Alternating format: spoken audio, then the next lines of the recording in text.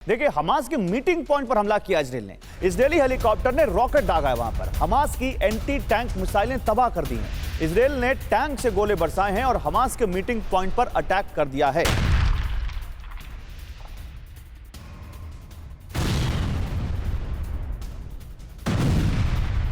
उधर शिफा अस्पताल पर आईडीएफ के सबूत।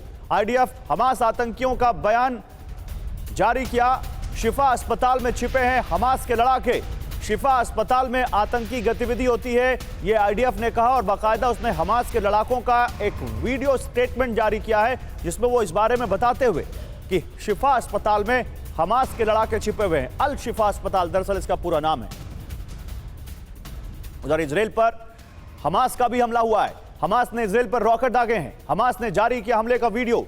इजराइल के रिहायशी इलाकों पर हमास ने हमला किया है। ये तस्वीरें देखिए, ये हमास से निकलते हुए रॉकेट्स के बाद जो धुआं रह जाता है उसकी तस्वीर आप देखिए, कैसे रॉकेट यहां से निकलकर जाते हुए इजराइल की तरफ।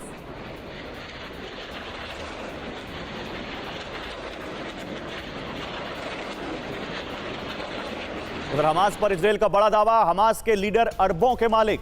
हमास के टॉप 3 लीडर अरबपति हैं। विदेश से मिली आर्थिक मदद से इन्होंने अपनी जेब भरी है। गाजा के लोगों का हक छीनने का आरोप है इस्माइल हानिया समेत हमास के कई लीडर्स पर। और बड़ी बात यह है कि इनमें से कोई गाजा में रहता भी नहीं है।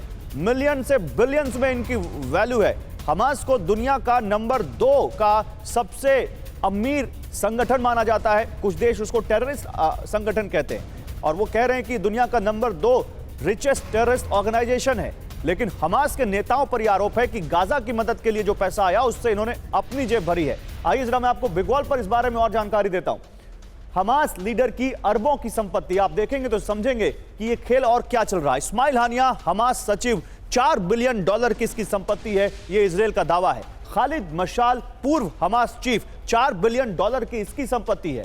अबू मरजूक उप सचिव हमास, $3 बिलियन की संपत्ति। हमास का सालाना कारोबार $1 बिलियन का है, यह जानकारी आ रही है। $1 बिलियन का यह दावा कर रहा है इजराइल।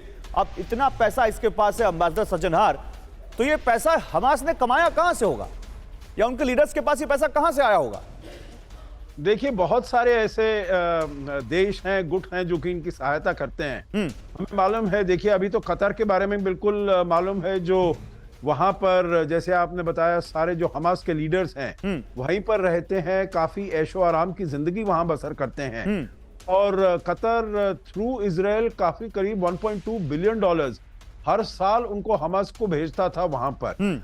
ये वाला जो पैसा है, चाहे कतर से हो, चाहे टर्की से हो, ईरान से हो, सीरिया से हो, बहुत सारे ऐसे सोर्सेज हैं। और देखिए, जहां पर ये अब डेमोन्स्ट्रेशंस हो रही हैं तो पूरी दुनिया में जो ऐसे ये मुस्लिम उम्मा है वो इनकी सहायता के लिए अपने वो पैसे भेजते होंगे।